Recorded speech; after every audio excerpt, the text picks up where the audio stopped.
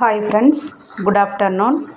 இன்றைக்கி நம்ம வீட்டில் என்ன சமையல்னு பார்த்தீங்கன்னா, நேற்றுக்கு கீரை பறிச்சுட்டு வந்திருந்தோம். இன்றைக்கி கீரை கடையல் தான் நம்ம செய்ய போகிறோம். இந்த பாருங்க ஃப்ரெண்ட்ஸ், எல்லாம் க்ளீன் பண்ணி நீட்டாக மண்ணெல்லாம் இல்லாமல் கழுவி எடுத்து வச்சுருக்கோம். கீரை கடையிருக்குங்க ஃப்ரெண்ட்ஸ். இந்த சொம்புனால், சின்ன சொம்புனால் 1/4 லிட்ரு 1/2 லிட்ரு தண்ணி எடுத்துக்கோங்க. 2 சொம்பு, 1/4 லிட்டரில் 2 சொம்பு எடுத்திருக்கேன். சாப்பாடு வெந்துட்டுருக்கு. இன்னொரு பக்கம் நம்மளுக்கு தையக்கீரை கடையிறக்கு தண்ணி கொதிச்சிட்ருக்கு. இந்த ஸ்டேஜில் கொதிக்கிறப்போ கீரை நம்ம ஆட் பண்ணிக்கணும்.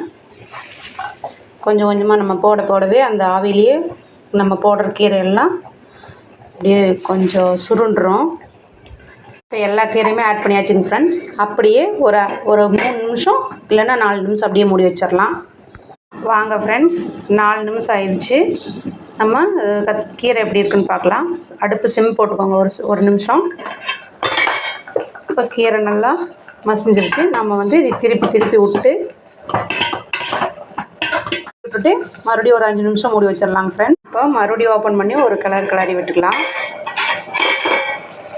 தக்காளி ஆட் பண்ணால் அது ஒரு டிஃப்ரெண்ட் டேஸ்ட் வருங்க ஃப்ரெண்ட்ஸ். ஆனால் தக்காளி ஆட் பண்ண போகிறது இல்லைனா, ஏன்னா கலர் சேஞ்ச் ஆயிரும். லைட்டாக அந்த க்ரீன் வராது. ஓகேங்க ஃப்ரெண்ட்ஸ், கீரை நல்லா வெந்துருச்சு. கீரையில் இருக்கிற தண்ணியை அப்படியே வடிச்சுக்கலாங்க ஃப்ரெண்ட்ஸ். தண்ணியை வடிச்சாச்சுங்க ஃப்ரெண்ட்ஸ். இது கூட நம்ம அளவுக்கு சின்ன வெங்காயம் நல்லா பொடிசாக கட் பண்ணி ஆட் பண்ணிக்கலாங்க ஃப்ரெண்ட்ஸ். அது கூட 2 பச்சை மிளகாய் பொடியாக நறுக்கி சேர்த்துக்கலாம். கூடவே 2 வரமிளகாய் பொடி.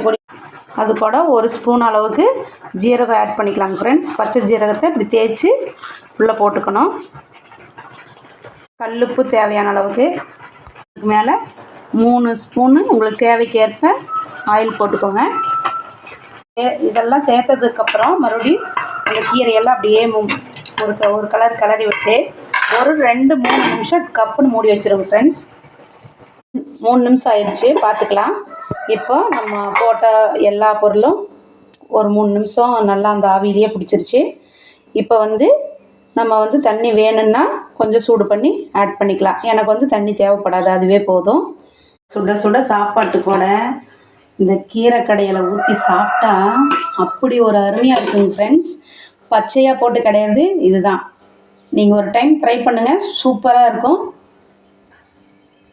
வீடியோ பிடிச்சிருந்தா நம்ம சேனலை சப்ஸ்கிரைப் பண்ணுங்கள் ஃப்ரெண்ட்ஸ். கொஞ்சம் சப்போர்ட் பண்ணுங்கள். தேங்க்யூ ஃபார் வாட்சிங்.